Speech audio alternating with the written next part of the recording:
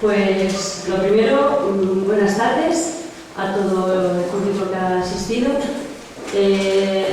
Yo me llamo Antonio Jiménez, soy la presidenta de la Asociación Punto 19 de Fibromialgia y Síndrome de Fatiga Crónica de Manzanares. Os doy la bienvenida y a la primera jornada de Fibromialgia y Síndrome de Fatiga Crónica.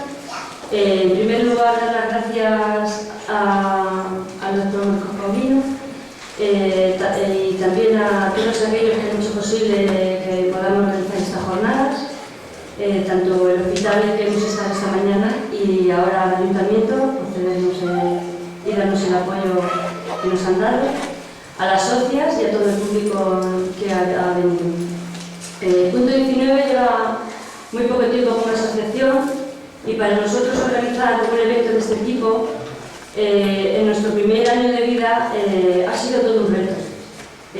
A pesar de la dificultad, hemos creído conveniente acometer la organización de estas jornadas para dar una mayor presencia y difusión a nuestra asociación. Con la realización de estas jornadas, en colaboración con el Hospital Virgen de Altagracia y el excelentísimo Ayuntamiento de Manzanares, se pretende dar una mayor información acerca de estas enfermedades, tanto a las personas afectadas como al resto de la población, lo que puede redundar en mejorar la calidad de vida de las personas afectadas. Y para todo ello contamos esta tarde, como ya he dicho antes, con la presencia del doctor Marcos Paulino, que es especialista con estas enfermedades y además está concienciado y sabe. Entonces os dejo ya con él y yo ya termino.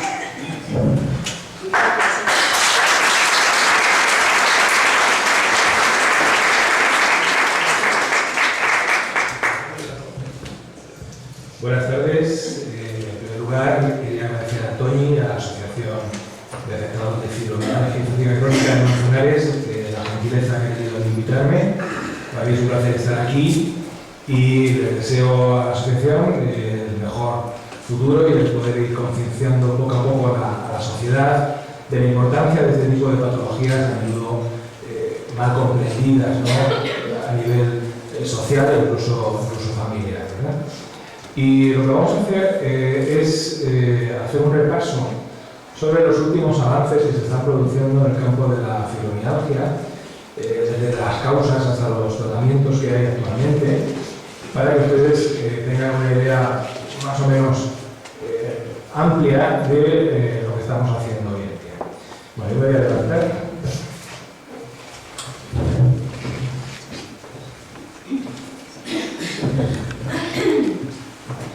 Sí.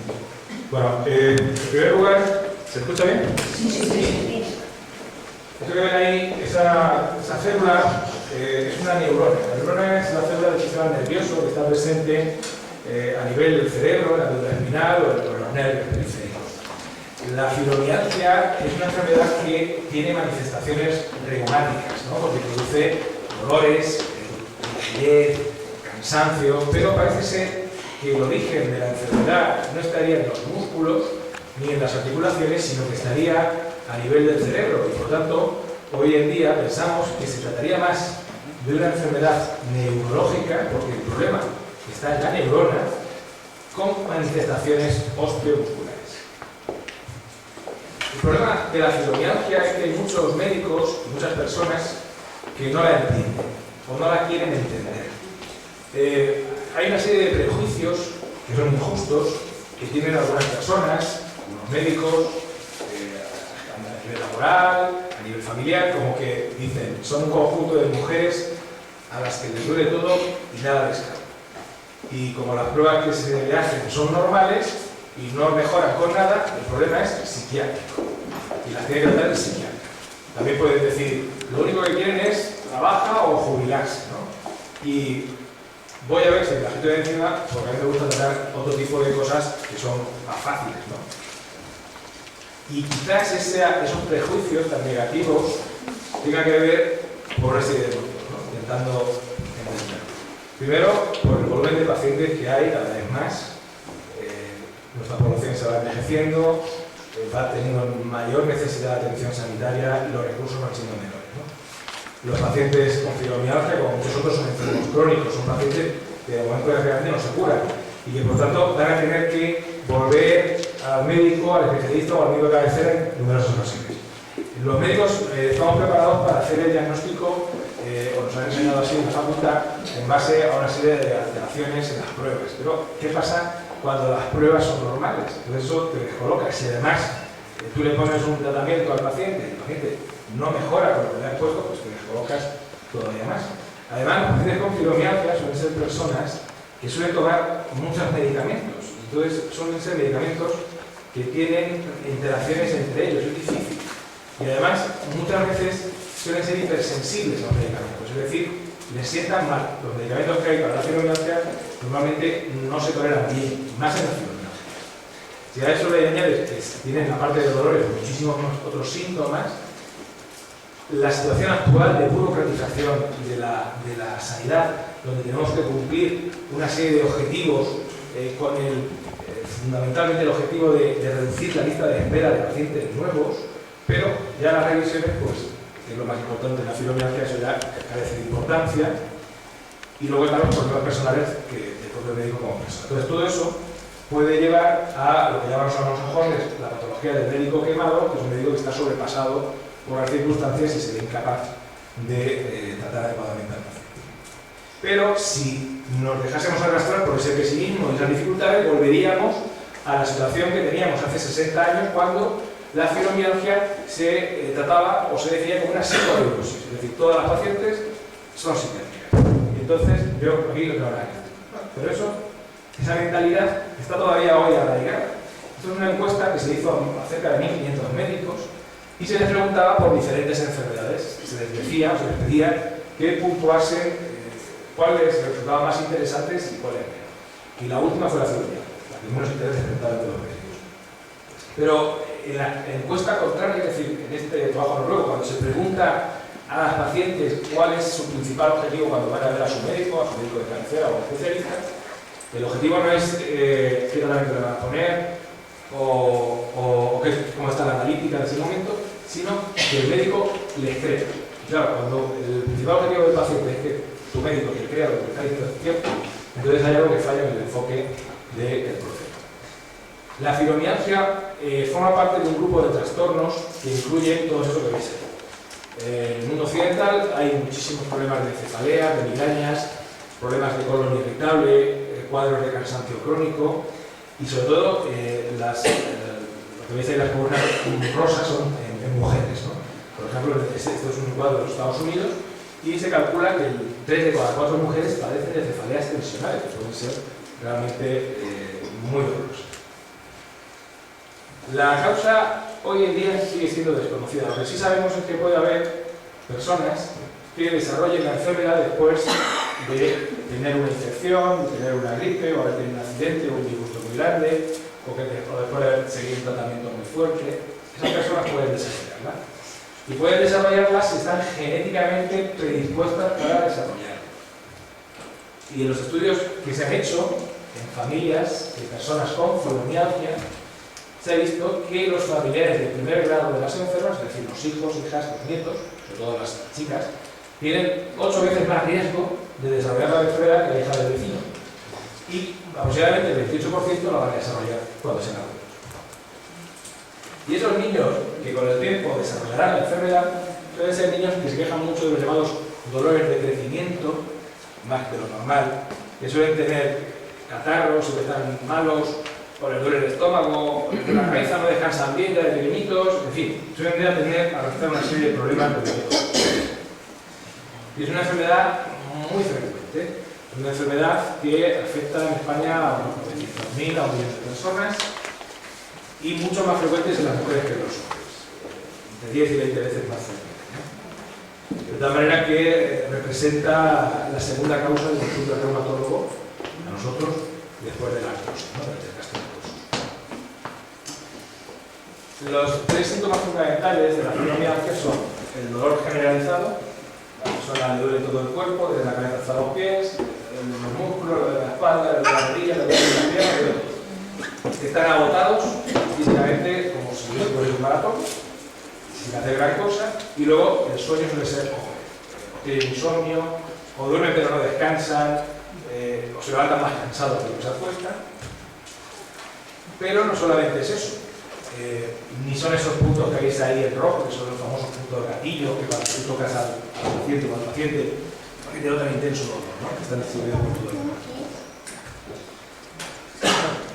Hay algunos puntos gatillo de dolor que son más sensibles que otros, ¿no? Sobre todo los que están localizados en las paletillas, en el pecho y en los codos.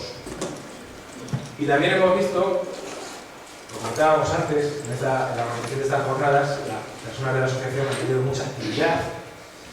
Y entonces, esto es un actígrafo, podemos ver esas rayas cuando tienes más actividad, por ejemplo, cuando están durmiendo, pues prácticamente no tienen actividad ninguna, luego se levantan, empiezan a hacer sus tareas y demás. Bueno, pero ¿qué pasa con los pacientes? En los pacientes con fibromialgia, cuando tienen mucha actividad, por ejemplo, las personas de la asociación organizando todas estas jornadas, luego van seguidas de varios días que prácticamente no se pueden ni mover. Mientras que las personas sanas tienen un perfil más hondo. Esa es la fatiga de muscular. Pero aparte de dolor, de cansancio y de insomnio, hay muchos otros síntomas típicos. Dolores de cabeza, problemas de ansiedad o depresión, dolores de boca, de mandíbula, de encías, cambios bruscos de temperatura, sudoración, de repente tienen frío, hace un calor tremendo, o al revés, debilidad, tienen periodos de estreñimiento y luego seguidos de diarrea, calambres, hormiguillos, los problemas de memoria y concentración, muy frecuentes, sequedad de mucosas, mareos y vértigos, hipersensibilidad con olores, con sabores, con productos químicos, lipotimias, bajadas de tensión, es decir, una cantidad enorme de síntomas que hacen muy complicada la atención. Pero claro, cuando el paciente va al médico una y otra vez y el médico no acierta a decir lo que le pasa ni a explicarle por qué le pasa, pues el paciente lo que hace es cada vez ir más al médico.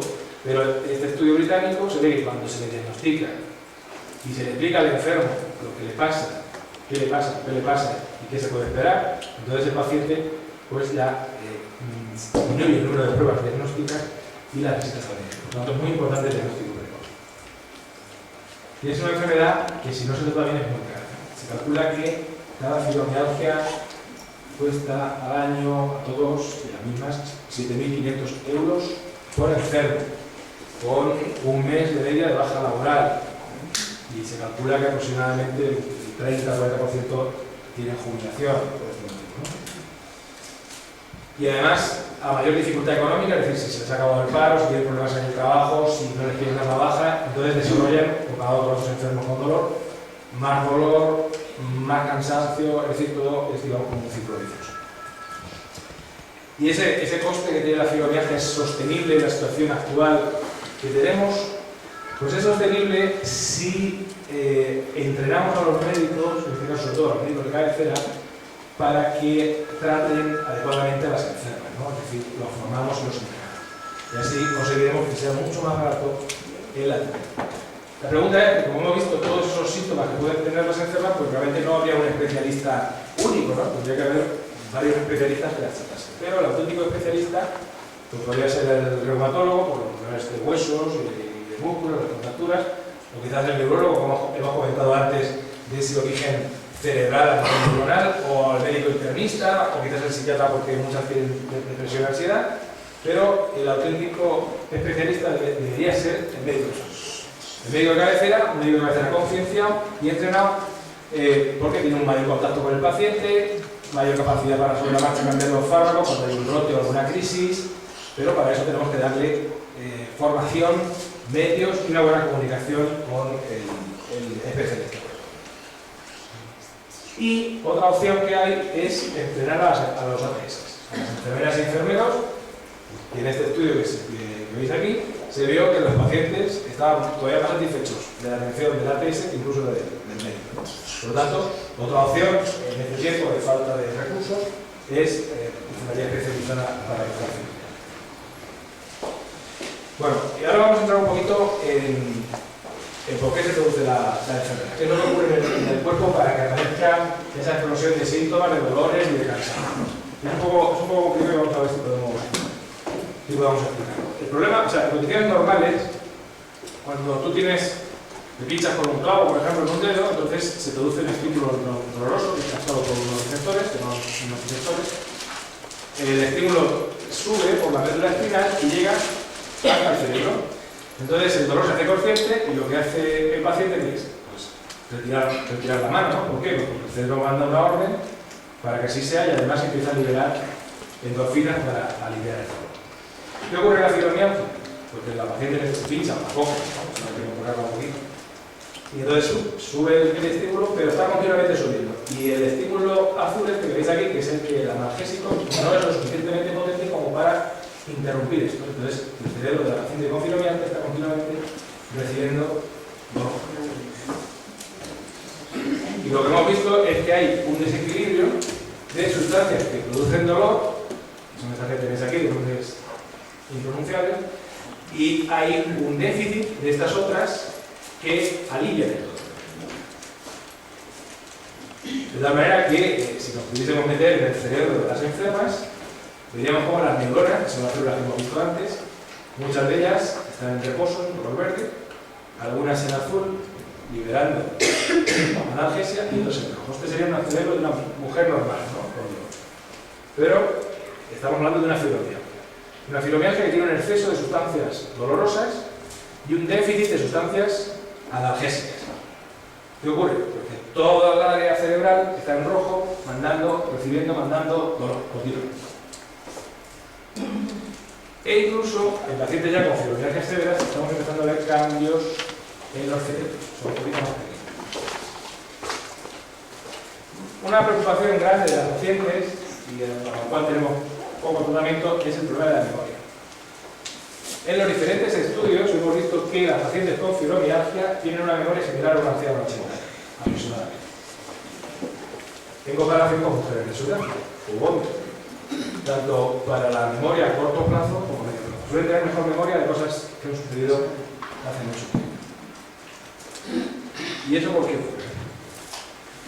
Bueno, cuando en este estudio, esto son pruebas de resonancia funcional o especie cerebral, cuando tú le pides a una persona que nombre a un objeto por su nombre, o que recuerde algo que le hemos dicho un poquito, entonces la persona empieza a activar una serie de áreas del cerebro para decir la respuesta. ¿Qué ocurre? Que cuando se lo pedimos a una persona sana, pues con un poquitín de esfuerzo neuronal, veis aquí este puntito amarillo, lo dice. Pero en cambio, ¿qué pasa si se lo pedimos a la fibromialgia? Pues lo que ocurre es que la fibromialgia necesita activar muchas áreas para poder decir lo mismo. Es decir, necesita un esfuerzo neuronal mucho mayor. También hemos visto que existe una alteración del sistema nervioso autónomo. El sistema nervioso autónomo es el que regula desde el ritmo del corazón, la tensión arterial, la digestión, en fin. Y entonces hemos visto que hay alteraciones en el ritmo cardíaco, que cuando el paciente pasa de la posición de tumbado a incorporarse, no le sube lo suficiente al lecho y se marea. En fin, la verdad es que es bastante llamativo. En cuanto al tema psicológico, las personas con fibromialgia tienen más facilidad para desarrollar trastornos depresivos. El 90% de las enfermas o enfermos en algún momento de su vida han tenido síntomas depresivos, tristeza. 3 de cada 4 han llegado a desarrollar una depresión mayor importante y en casi la mitad coexiste la fibromialgia y la depresión. ¿Y eso por qué es? Pues porque hay varios tipos de personalidades y las fibromialgias tienen una tendencia a lo que se llama el neuroticismo, que son personas con inestabilidad emocional, con inseguridad, con tasas altas de ansiedad, son muy perfeccionistas, están siempre muy preocupadas, sin tensión, con tendencia a culpabilizarse y estas personas suelen tener pues, sentimientos negativos, ¿no? Hace cosas que te van a poner nerviosas. No todas, pero algunas. Pero no todas las pacientes son psicológicamente iguales. Podríamos describir tres grupos. Hay un primer grupo que tienen bajos niveles de ansiedad y depresión. Son personas que psicológicamente son estables. ejerce un control de dolor sobre su dolor moderado y cuando le tocan los puntos de dolor no son muy sensibles. Luego tenemos un segundo grupo, que vendría a ser una tercera parte, que estas tienen altos niveles de ansiedad y depresión. Es decir, estas personas, que son las que llamamos psicofibromialgia, suelen ser las que peor responden a los tratamientos y las que tienen no ejercen ningún control sobre su dolor y tienen una tendencia al pesimismo, ¿no? A la catástrofe.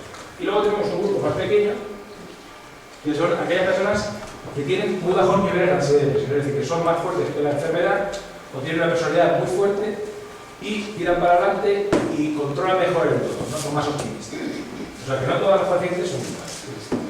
¿Y por qué existe esa relación entre el estado de ánimo y el dolor? ¿Por qué tantas han tenido depresión o tienen ansiedad? Porque estas sustancias que veis aquí, que hemos dicho antes que estaban bajas y que regulan el dolor como analgésicos, también regulan el estado de ánimo. O sea que si están bajas, tienes bajo ánimo, estás triste y tienes más dolores, porque tienen esa doble visión.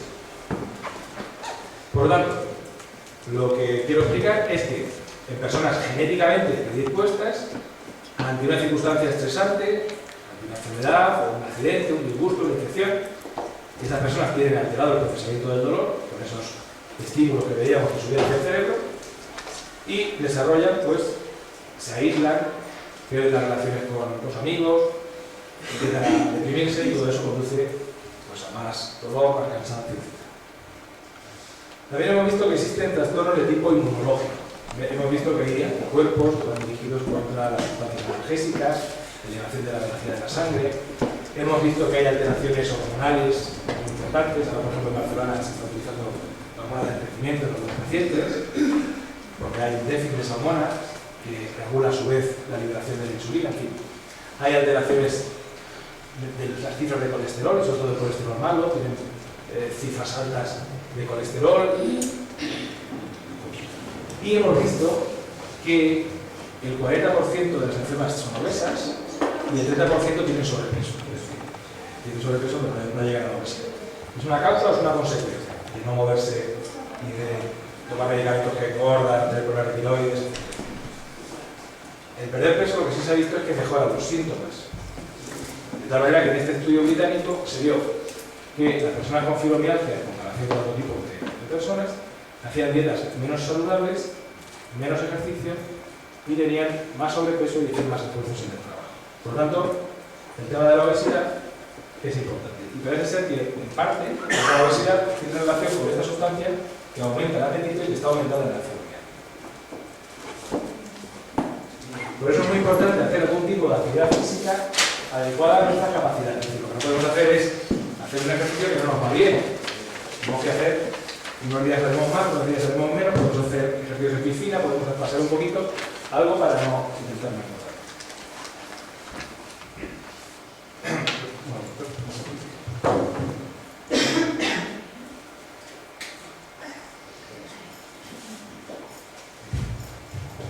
Bueno, ¿qué ocurre cuando una chica joven, una fibromialgia, se queda incapacitada? ¿Qué complicaciones puede sufrir? Pues se ha visto que, comparando dos grupos de pacientes, un grupo con fibromialgia y embarazo y otro grupo sano, se vio que los fetos tardaban más en desarrollarse, eran más pequeñitos, las personas tenían tendencia a tener más abortos y a hacer más diabetes durante el embarazo. Pero, curiosamente, aquellas que no abortaban, la mayoría llegaba a término. No había que hacer cesáreas, no había que hacer declaración de prematuros. Se ha estado estos días hablando en la televisión sobre la coenzima Q10. Se ha visto que en la fibromialgia hay un déficit de sustancias antioxidantes, que son las sustancias oxidantes son las que producen el envejecimiento cerebral, sobre todo a nivel muscular. Esto que veis ahí, esto es una mitocondria. Esto es el motor del músculo. Es como, digamos, el carburador. ¿Qué hace ese motor? El carburador que se lleva por encima Q10 utiliza el oxígeno de la sangre y los metabolitos y lo transforma en energía, en ATP, liberando por el tubo de escape, podemos decir, sustancias tóxicas que se llaman radicales. En la fibromialgia, en un porcentaje importante de pacientes, se ha visto que hay un déficit de la coenzima Q10, por tanto carbura mal el motor, libera muy poca energía y muchos zumos tóxicos, muchos radicales libres que van a provocar dolor, cansancio, envejecimiento, etc.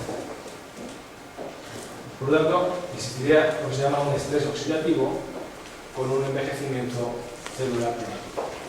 Si nosotros aportamos ácidos grasos, omega 3 y otro tipo de sustancias antioxidantes presentes en diferentes alimentos, podríamos intentar revertir esa situación. Otra cosa interesante es la relación del tabaco con la fibromialgia. Pues se ha visto que las fumadoras con fibromialgia tienen enfermedades más severas, tienen más dolor, duermen peor, más ansiedad, más problema digestivo. Por lo tanto, la conclusión es que hay que intentar reducir o evitar el consumo de tabaco. También hemos visto que las fibromialgicas suelen tener más menopausia precoz, bien porque se les va la regla antes o porque las tienen que operar por problemas de miomas o problemas de quistes en los ovarios. Y la enfermedad no solo afecta a la paciente, sino también a la pareja. ¿Por qué? Pues porque este estudio que se hizo en esposos y enfermos con fibromialgia, se produce un aislamiento de la pareja, la paciente ya no reconoce a la persona que era y se esfuerza en conocer a la persona en que se ha convertido. Tienes un aislamiento respecto a tus amigos, a tus familiares y a los médicos, y pierdes redes sociales, pierdes comunicación con el exterior.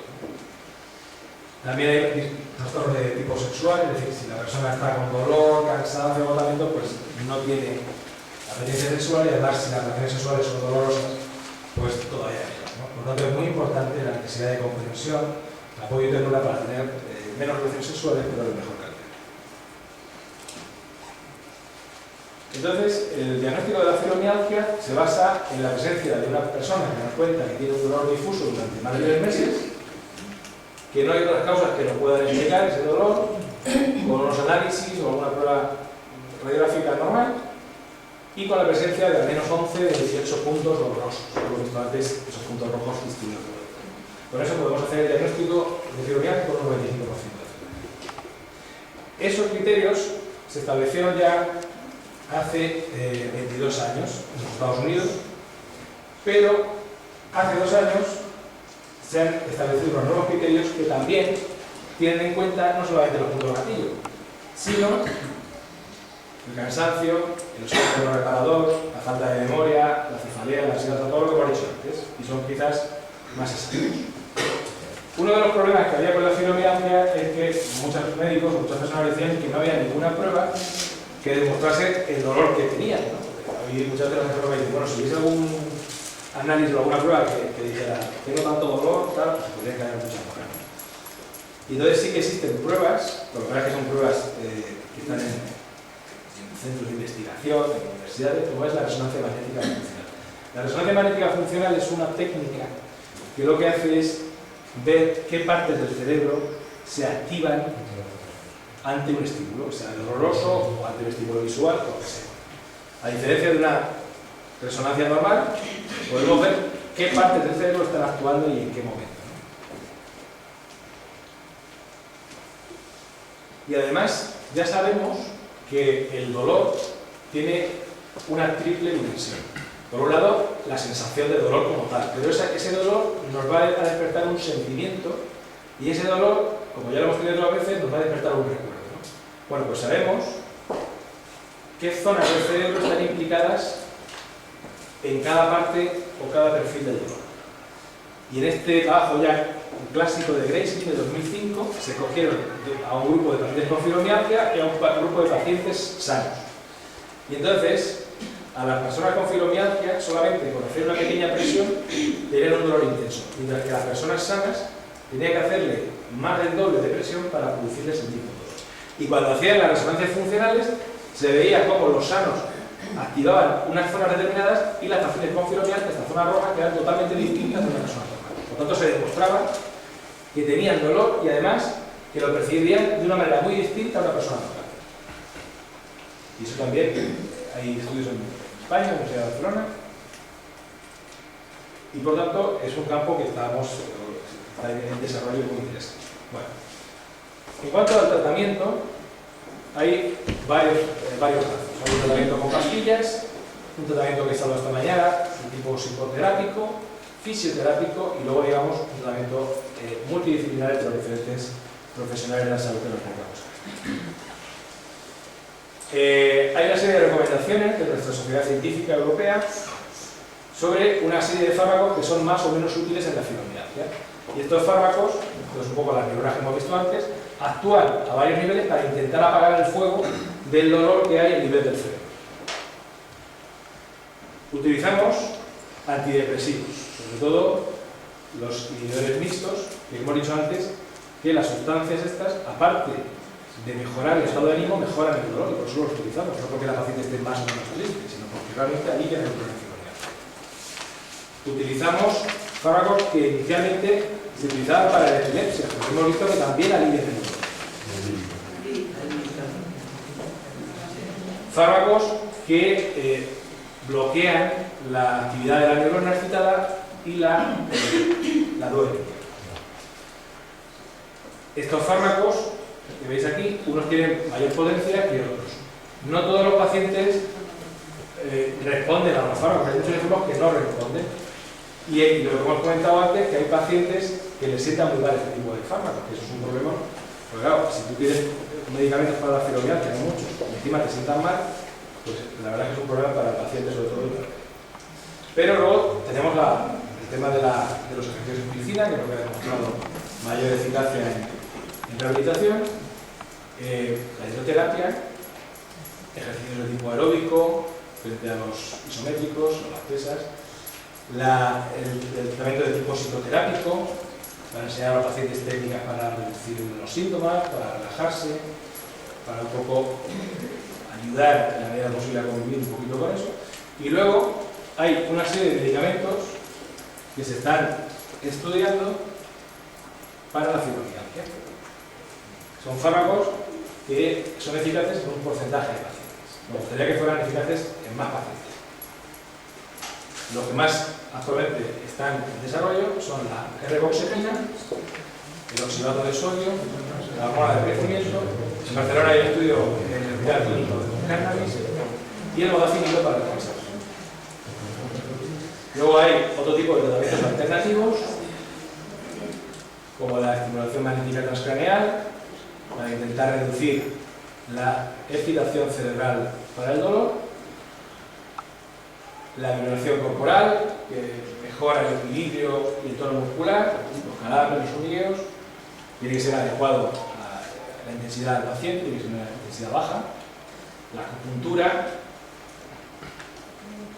que ha demostrado eficacia en algunos enfermos, y luego es muy interesante el tema de las redes sociales, sobre todo para las personas quizás más jóvenes, como esta página web que tenéis aquí, que se llama Pacientes como yo, que incluye a 145.000 enfermos en todo el mundo, de los cuales la mayoría, o muchos de ellos, tienen fibromialgia, y no solamente pacientes, también hay médicos, investigadores y demás, y los pacientes pues, van un poco contando su experiencia sobre los medicamentos que toman, qué tal les van, qué efectos secundarios tienen, es decir, si se establece una comunicación entre pacientes, yo creo que es muy interesante. A qué edad empezaron, con los síntomas, qué edad tienen, todo esto da mucha información para el paciente y para el médico. Luego también en centros especializados pues hay una especie de PDAs, de agendas para transmitir información sobre la posible aparición de brotes y demás. Y en resumen, la fibromialgia es un síndrome que tiene una cierta agregación familiar o herencia. Hay una hipersensibilidad al dolor, hay problemas a nivel del tubo digestivo, de la tensión arterial, de la frecuencia cardíaca, hay problemas de sobrepeso, trastornos inmunológicos, trastornos psicológicos, pero hay pruebas que están empezando a demostrar exactamente qué es lo que les pasa y por qué les pasa, y estamos intentando, se están desarrollando fármacos y queremos que en un futuro tengamos más opciones de tratamiento que actualmente. Requiere un manejo multidisciplinar, todos estos profesionales de la salud pueden participar, pero es fundamental que el médico de cabecera se implique y se conciencie. Y ya para finalizar, lo que decía Hipócrates, el padre de la medicina, que en cuanto a la enfermedad hay que proponerse dos cosas: ayudar al paciente o al menos no perjudicarlo. Muchas gracias.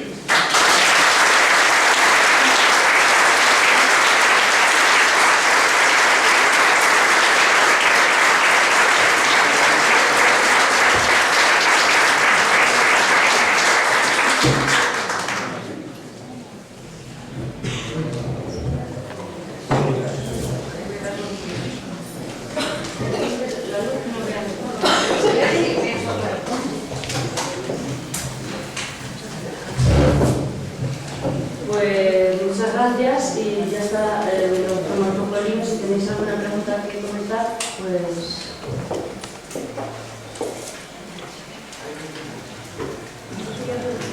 Si todo lo que ha explicado para la fibromialgia es también asimilable o asumible para el síndrome de fatiga crónica.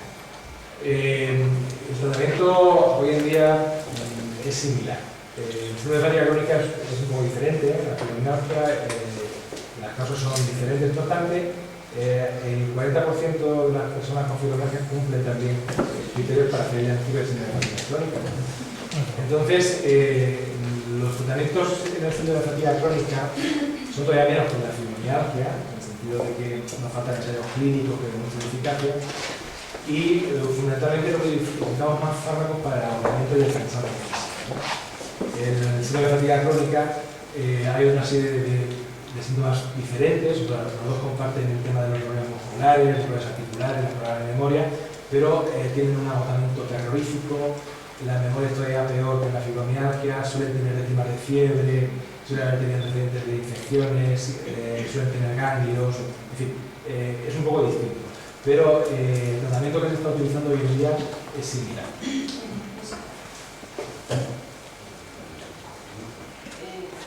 Yo quería preguntarle sobre las plataformas vibratorias en caso de tener hernia discal o problemas de artrosis o... Hombre, vamos a ver, la vibración de la fibromialgia tiene que ser siempre muy suave. Entonces, lo que se ha demostrado es que con la terapia vibratoria se mejora el equilibrio, se reducen los mareos, los síndromes, porque aumenta un poco, digamos, o mejora el centro de gravedad, ¿no?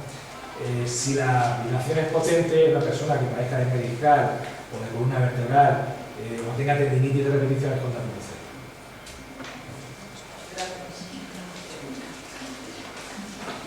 Yo tengo una pregunta. Has hablado de 3 tipos de pacientes, los que tienen un control moderado de la enfermedad, los que tienen poco control y los que tienen mucho control. ¿Es posible evolucionar un tipo de paciente a otro? Bueno, eso es un poco según el perfil de personalidad del enfermo, ¿no? Eso es dentro del eje psicológico. Entonces, digamos que se puede evolucionar si psicológicamente también se evoluciona, ¿no?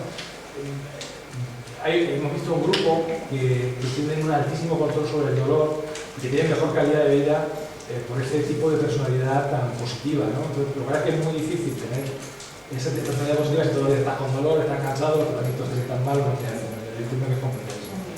Pero bueno, es lo que estamos viendo, lo que estamos valorando, y entonces el poder individualizar el tipo de pacientes, porque no todos son iguales, nos permitirá utilizar fármacos más adecuados para cada grupo. Realmente no se conoce la causa, o sea, se conocen las alteraciones fisiológicas que hay, pero no... La causa original no se conoce, ¿no?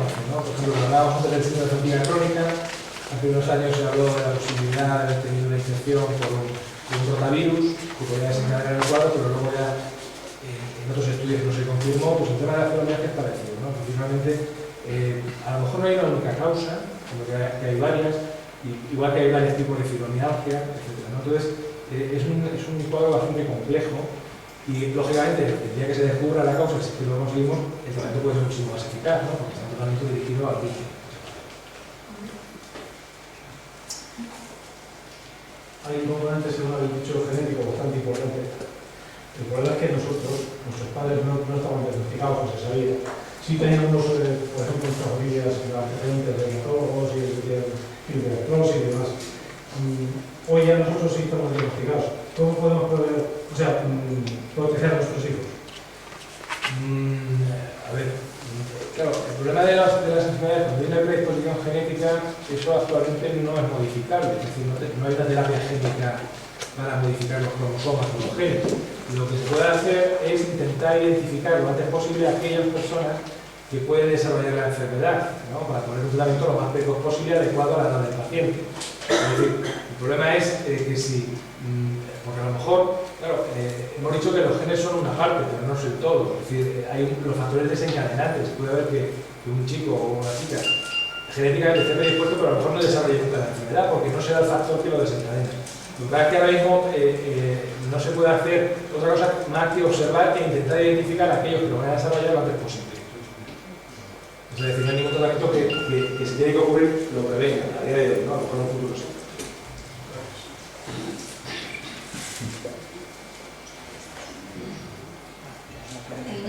la medicación es también debido a la enfermedad o porque... Es una cosa muy típica de las pacientes, es decir, las enfermas con fibromialgia y las enfermas con fatiga crónica, las medicinas les dan fatal.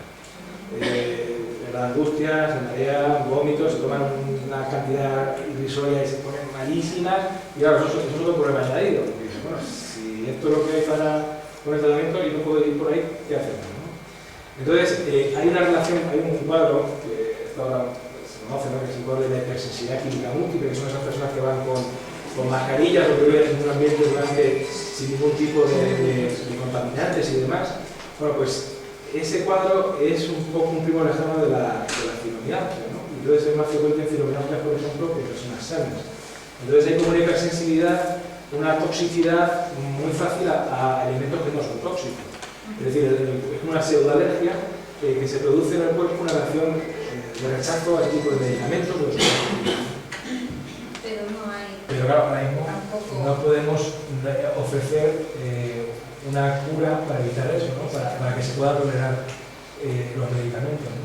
Por eso es una enfermedad tan compleja y tan difícil. Pero aunque sea difícil, aunque los tratamientos sean complicados, aunque los pacientes a veces por el problema del medicamento hay que insistir, o sea, hay que buscar, estudiar y probar. Lo que no se puede hacer es dejar la mente de lado y vivir.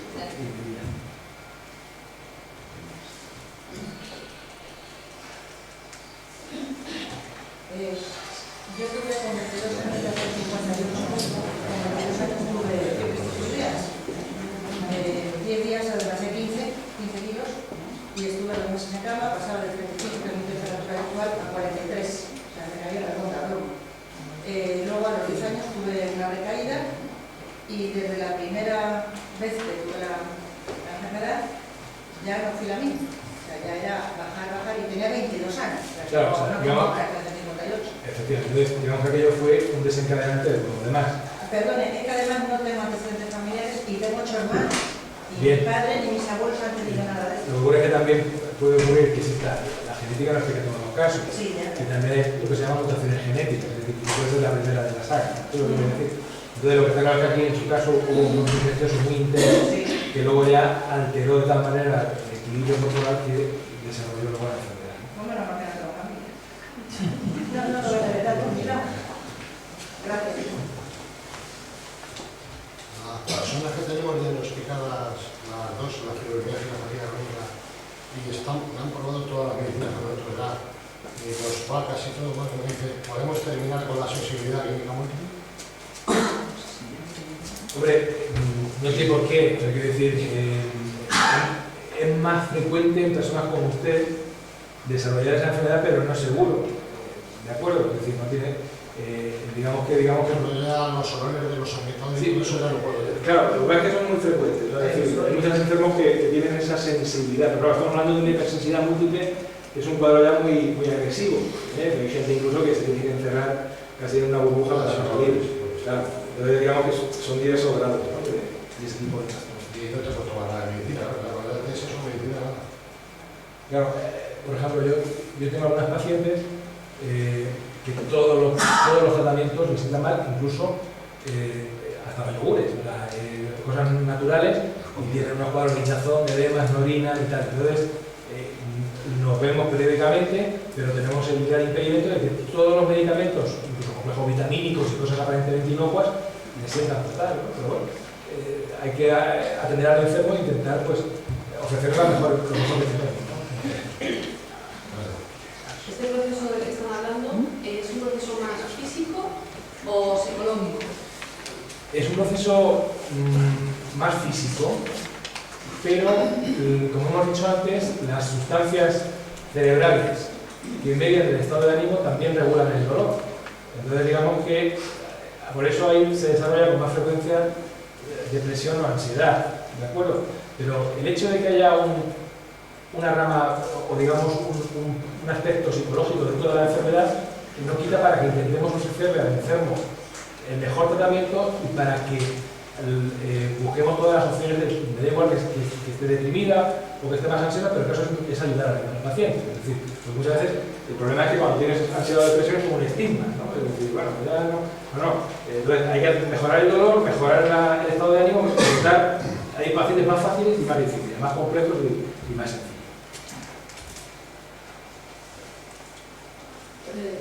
¿La fibromialgia puede contribuir a un mal control del asma o puesto que tiene problemas digestivos?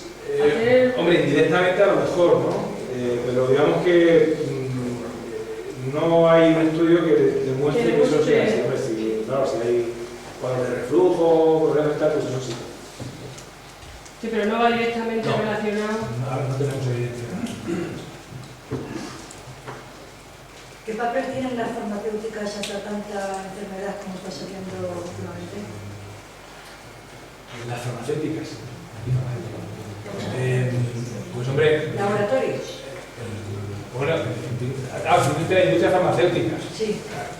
Vamos a ver, la industria farmacéutica, como comentábamos antes, son empresas que lo que son beneficios, ¿no? Beneficios económicos. Entonces, investigan fármacos que sean útiles para poder luego venderlos, ¿no? Entonces, en el tema en este caso, en la fibromialgia, es una enfermedad que hemos dicho que afecta a cerca de 1 millón de personas en España y por tanto sería un mercado muy apetecible para ellas el poder utilizar un fármaco que sea realmente eficaz. Entonces, por eso, en este sentido, una de las fuerzas que tiene la fibromialgia es el volumen de pacientes. No es como estas enfermedades que son rarísimas y tal, y que digamos que la industria muestra menos interés, pero en el caso de la fibromialgia, su volumen, la cantidad de pacientes es una ventaja para la investigación y luego para la asociación de pacientes, porque los pacientes se asocian y tienen más fuerza para la hora de exigir recursos, remedios, etc. ¿Me explico?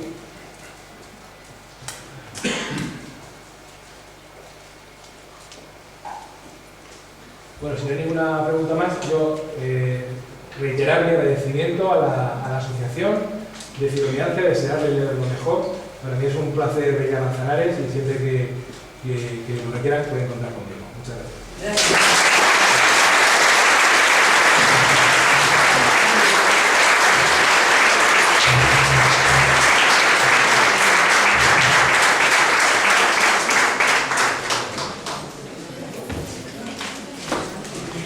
Ojalá.